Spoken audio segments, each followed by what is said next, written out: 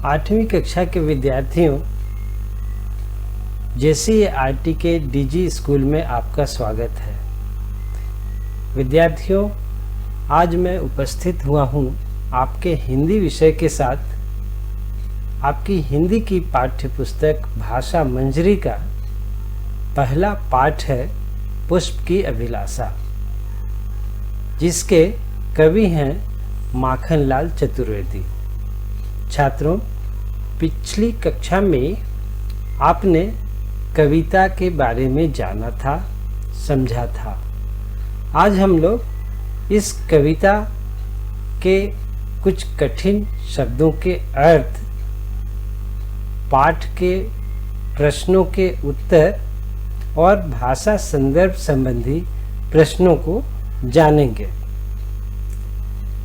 छात्रों, देश में जब कोई बड़ी समस्या या संकट की स्थिति आती है, तब कवि अपनी कविता के द्वारा समाज में उत्साह भरते हैं और समस्या या संकट का सामना करने की प्रेरणा देते हैं।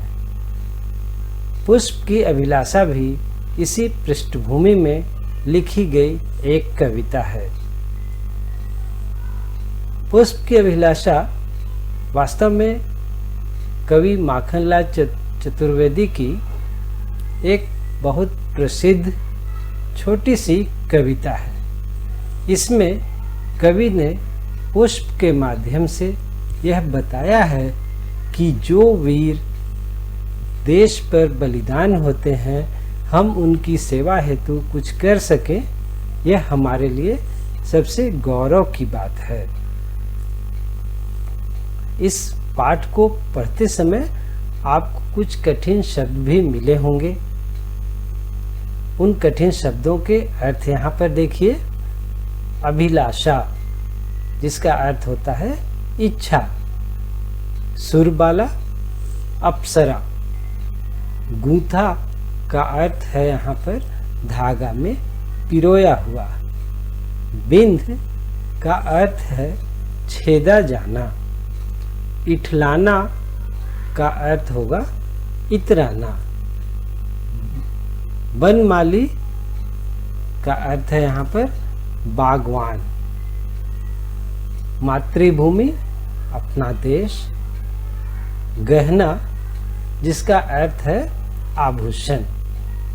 शीश, शीश का अर्थ है सिर। शीश चढ़ाना, इसका अर्थ होगा अपनी जान दे देना। और पथ, पथ का अर्थ होता है रास्ता, सड़क आदि। पाठ को पढ़ने से आपको ये पता चला होगा कि इस कविता में पुष्प स्वयं कुछ कहना चाहता है। वह कहना चाहता है कि उसकी इच्छा सुरबाला अर्थात अप्सराओं के गहनों में गुथे जाने की नहीं है, और न ही वह प्रेमी की माला में अपने आप को गुथ कर सुंदर समझता है। वह न तो राजा की अर्थी पर चढ़ाया जाना चाहता है, और न ही वह देवों के सिर पर चढ़कर अपने आप को भाग्यशाली समझना चाहता है। वह तो अपने वनमाली से आग्रह करता है कि उसे उस रास्ते पर बिछा दिया जाए जहां से देश के वीर सैनिक अपने प्राणों की आहुति देने जाते हैं। इस कविता में कवि ने पुष्प के माध्यम से हमें यह संदेश दिया है, हमें यह बताया है कि जो वीर देश के लिए बलिदान देते हैं, उनकी सेवा में यदि हम कुछ कर सकें तो हमारे लिए यह गर्व की बात होती है। अब आइए विद्यार्थियों, अभ्यास के प्रश्न और उनके उत्तर के बारे में जानते हैं। पाठ का पहला प्रश्न है, पुष्प की अभिलाषा कविता में पुष्प के द्वारा क्या अभिलाषा व्यक्त की गई है? इसका उत्तर होगा विद्यार्थियों, इस कविता में पुष्प की अभिलाषा या इच्छा यह है कि उसे मातृभूमि अर्थात अपने देश के लिए बलिदान देने वाले सैनिक के ही पथ पर डाला जाए। उसे अपने अन्य उपयोग की कोई इच्छा नहीं है। अब आइए दूसरे प्रश्न की ओर चलते हैं। दूसरा प्रश्न है, मातृभूमि से आप क्या समझते हैं? इसका उत्तर होगा, मातृभूमि का अर्थ है हमारी जन्मभूमि, जो हमारी माता के समान जीवन भर हमारा पालन पोषण करती है। तीसरा प्रश्न विद्यार्थियों, कविता में पुष्प किन किन चीजों की चाह नहीं करता? चाह का अर्थ यहाँ पर इच्छा है। इसका उत्तर होगा, इस कविता में पुष्प सुरबाला के गहनों में नहीं गुथना चाहता। वह प्रेमी की माला में भी नहीं बिंधना चाहता। वह सम्राटों के शव पर नहीं डाला जाना चाहता और न ही वह देवों के सिर पर चढ़ाया जाना चाहता है। अब आइए चौथे प्रश्न की ओर चलते हैं विद्यार्थियों। चौथा प्रश्न, यहाँ पर कविता की 4 पंक्तियां दी गई हैं। देखिए कौन सी पंक्तियां हैं। मुझे तोड़ लेना वनमाली, उस पथ पर देना तुम फेंक, मातृभूमि पर शीश चढ़ाने जिस पथ जाए वीर अनेक। कविता की ही ये चारों पंक्तियां यहाँ पर रखी गई हैं और प्रश्न जो पूछा गया है वह है, इन पंक्तियों का आशय स्पष्ट कीजिए। आशय का अर्थ है अर्थ स्पष्ट करना है इन पंक्तियों का आपको। आइए जो मैंने अर्थ स्पष्ट किया है वह देखिए। पुष्प अपने वनमाली से आग्रह करता है कि उसे उस रास्ते पर बिछा दिया जाए जहां से देश के वीर सैनिक अपने प्राणों की आहुति देने जाते हैं। ऐसे वीर सपूतों के कदमों से कुचले जाने पर उसे संतोष होगा कि उसकी कोमल पंखुड़ियों के कारण वीर सपूतों की राह कुछ तो आसान होगी।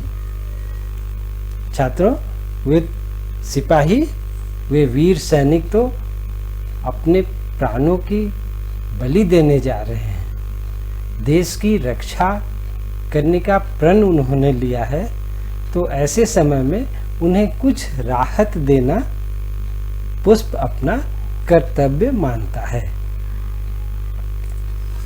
अब आइए 5वां प्रश्न। यह प्रश्न है, देवों के सिर पर चढ़कर अपने भाग्य पर इठलाने से पुष्प क्यों बचना चाहता है? इस प्रश्न का उत्तर देखिए।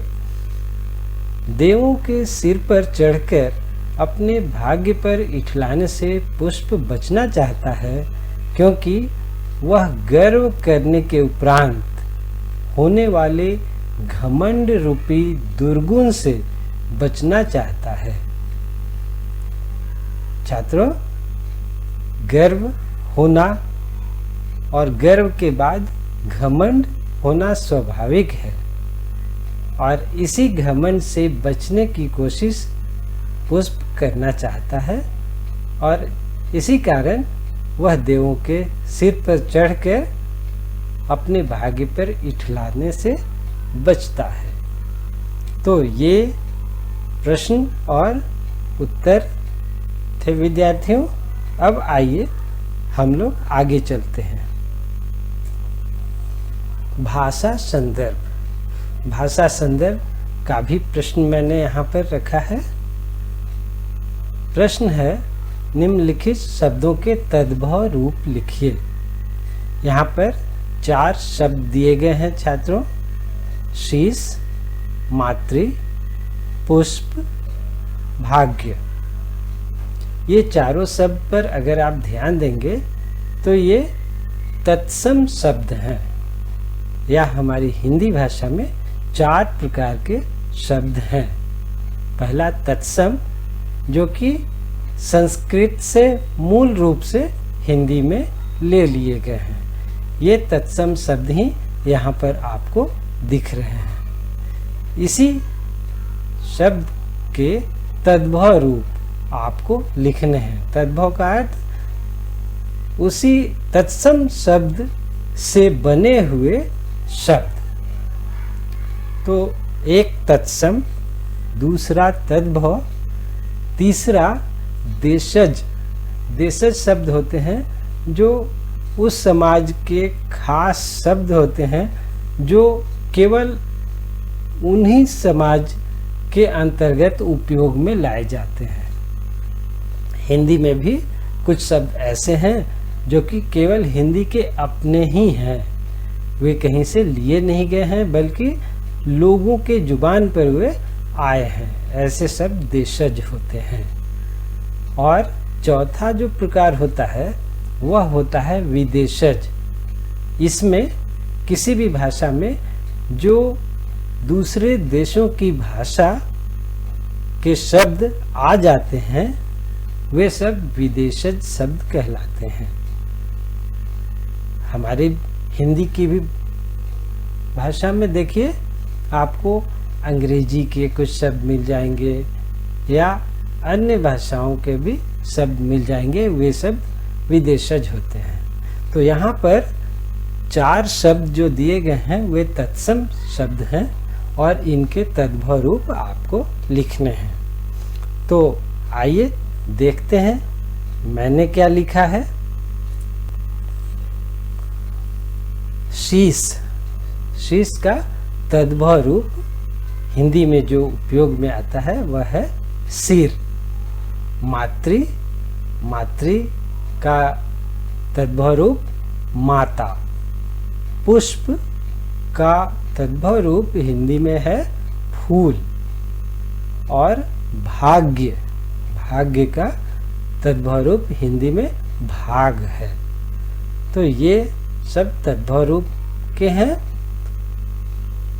तो विद्यार्थियों, ये था आज का पाठ, आज की कक्षा। अब अगली कक्षा तक के लिए धन्यवाद।